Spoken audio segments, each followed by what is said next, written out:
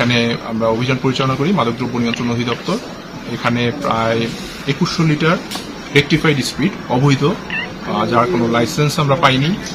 সেটি একটি সেবা হোমিও ল্যাবরেটরিজ নামে একটা প্রতিষ্ঠান, তারা এটা স্টক করেছে এবং সেখান থেকে তারা বিভিন্নভাবে তারা মানুষের কাছে অবৈধভাবে বিক্রি করছে বলে আমাদের কাছে ইনফরমেশন ছিল।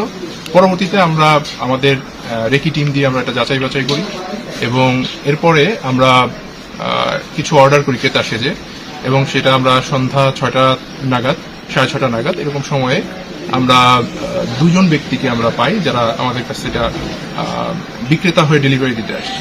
স্যান্ডেলিনা সো, রূপচর্চায় আভিজাত্য। তাদেরকে আমাদের টিম গ্রেপ্তার করে এবং তাদের জিজ্ঞাসাবাদের পরে আমরা তাদের ল্যাবরেটরিজ এবং গোডাউন এটা আমরা তল্লাশি করে এই 2100 লিটার রেকটিফাইড স্পিড জব্দ করি।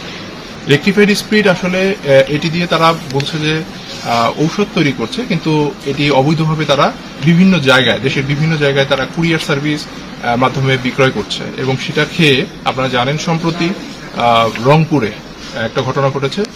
আমাদের জানা মতে এখন মতো প্রায় 7 জন লোক মারা গিয়েছে। তো তথ্যটা আমাদের কাছে ওখান থেকেই মোটামুটি শুরু হয়েছে এবং আমাদের গোয়েন্দা সূত্র সেটা নিশ্চিত করেছে যে হ্যাঁ, এরকমভাবে এটা বিক্রয় হচ্ছে।